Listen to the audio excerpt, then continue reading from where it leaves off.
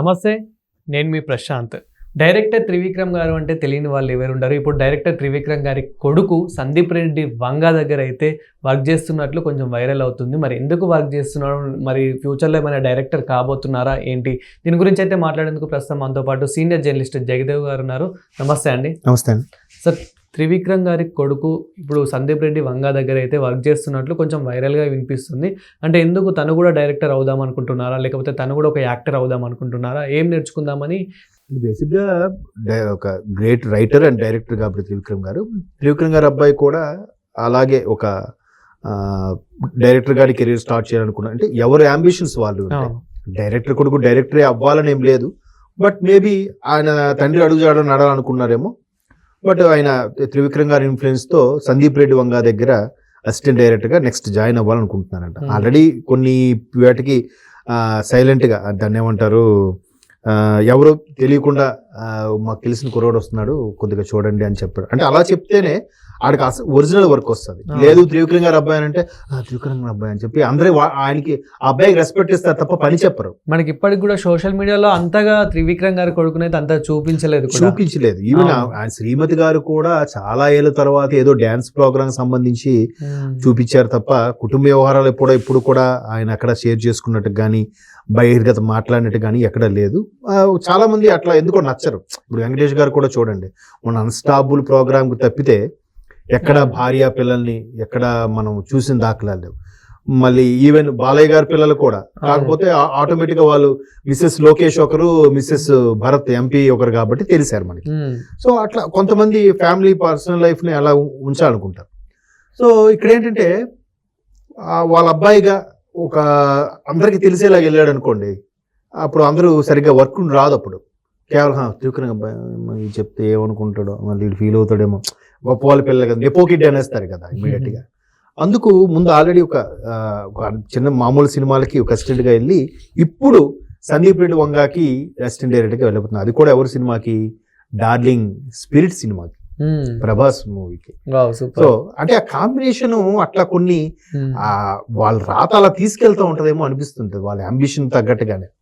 So ఇక్కడ సందీప్ రెడ్డి వంగ అంటే ఒక మార్క్ క్రియేట్ చేశాడు ఆయన.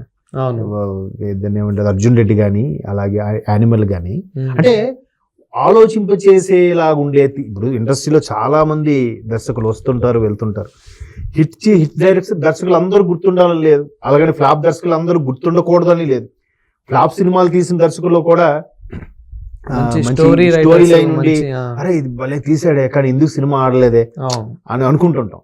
సో అట్లాంటి సినిమాలు చాలా ఉన్నాయి. ఇప్పుడు కొంత మార్కు ఒక ఎరా క్రియేట్ చేశారంటే, ఒక పాత దాంట్లో అది దాన్ని ఏమంటారు, సుబ్బారావు గారు అన్నారు, తర్వాత కేవీ రెడ్డి గారు, తర్వాత దాన్ని ఇంకెవరు దాసరి నారాయణ గారు, విశ్వనాథ్ గారు, బాపు గారు, ఆర్జీవి, అంటే వీళ్ళందరూ ఒక మార్కు క్రియేట్ చేసేసారు కదా.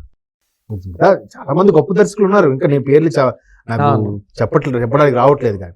సో అందరూ ఉన్న కొంతమంది ఒక మార్క్ క్రియేట్ చేసి వెళ్తారు. అబ్బా ఇది ఒక వంశీ ఉన్నారు అనుకోండి, పాత పెద్ద వంశీ, ఆయన ఫోటోగ్రఫీ డిఫరెంట్ గా ఉంటుంది.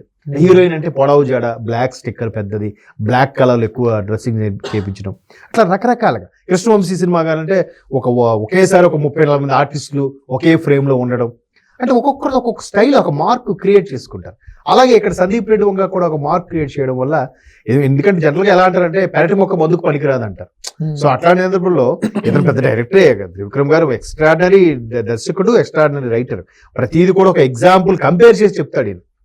అది రామాయణాలతోని భారతాలతోని ప్రతిదీ కూడా.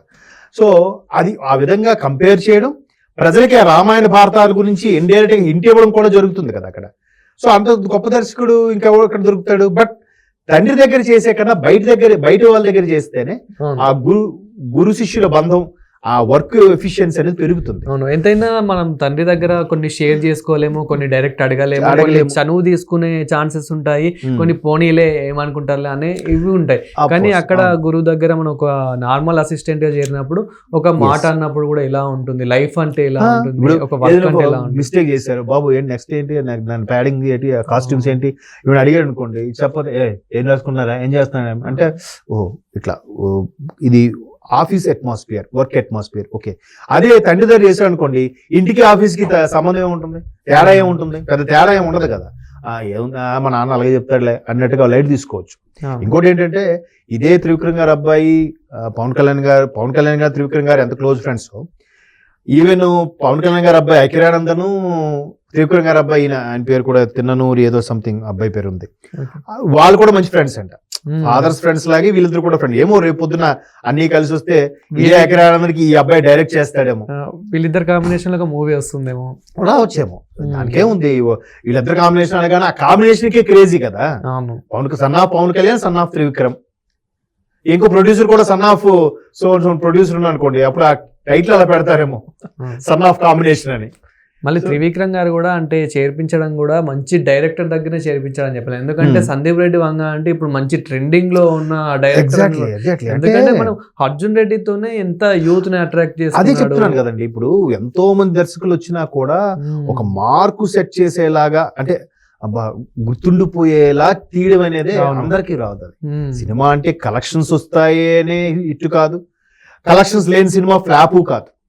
ఇప్పుడు కేర్ ఆఫ్ కంచరపాలెం ఉంది, అది ఎంత సింపుల్ గా ఉంటుంది క్లైమాక్స్, అది ఒక్కసారి గుర్తుందా? అసలు వాళ్ళు కూడా అనుకోలేరు కదా. కలర్ ఫోటో అని, కలర్ ఫోటో అంటే మనకి అప్పుడు కరోనా టైంలో ఆటాడిచ్చేసి అంటే అంత ఇంపాక్ట్ చేయగల సినిమాలు తీయగలరు. మేబీ ఆ దర్శకులు కూడా అనుకోరేమో డైరెక్ట్ చేస్తున్నప్పుడు గట్రా. కాబట్టి మీరు అన్నట్టు సందీప్ రెడ్డి వంగ కూడా ఒక ఇంపాక్ట్ క్రియేట్ చేసే డైరెక్టర్ గా మారాడు కాబట్టి. ఎందుకంటే యానిమల్ లో కొన్ని సీన్స్ మనం చూస్తే కనుక ఓకే ఇలా కూడా ఆలోచించచ్చా, ఇలా ఆలోచించి షూట్ చేయొచ్చా అనిపించేలా ఉంది కదా. అంటే దర్శకుడు ఏదైతే ఫీల్ అవుతున్నాడో అది ప్రేక్షకులకి చూపించగలగాలి, అది కూడా కన్వే చేసేలాగా చూపించగలగాలి. అవును, తిట్టుకునేలా కాదు, ఆల్రెడీ బుర్రా బుద్ధి లేదు ఇలా పెట్టాడు సీన్, ఫ్రేమేటర్ ఇలా పెట్టాడు. కానీ సందీప్ రెడ్డి వంగలో నచ్చేది ఏంటంటే రియాలిటీ, అంటే మనకి స్క్రీన్ మీద చూసినట్టు రియల్ గా చూసిన ఫీలింగ్ కూడా వస్తుంది. ఇప్పుడు ఆ రియల్ గా అనేది ప్రేక్షకుడికి ఆ కాసేపు 2.5 గంటల సేపు కూర్చోబెట్టేయాలి, లేవనివ్వకుండా. అరే ఏం తీసాడు రా, అరే భలే ఆలోచించాడు రా, ఈ థాట్ నాకెందుకు రాలేదబ్బా.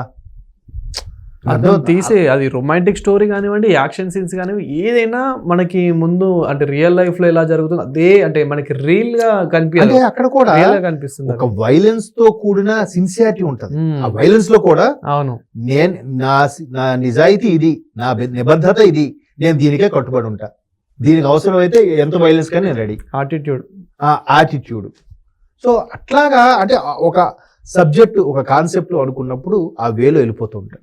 ఇప్పుడు రాజమౌళి ఉన్నారు, ఎందుకు ఒక ఫ్లాప్ లేదు ఆయనకి, తప్పిస్తాడు. ఏదైతే కథ అనుకుంటున్నాడో ఆ కథ కేసం రాలేదు, బాలేదు, మళ్ళీ మారుద్దాం, మళ్ళీ చేద్దాం, లేదు నేను అనుకున్నది రాలేదు, దాన్ని ఇంకోలా చేద్దాం. విజువల్ వండరే, స్టోరీ చూసుకుని పెద్దగా ఉండదు. విజువల్ వండర్ క్రియేట్ చేయడం అనేది ఒక్కసారి ప్రేక్షకుడిని ఆ లోకంలోకి తీసుకెళ్ళిపోతాడు అనమాట. అది కదా దర్శకుడు అంటే. సో అలాంటి దర్శకుడు చేయడం అనేది కూడా అదృష్టం ఉండాలి, కలిసి రావాలి. Thank you sir.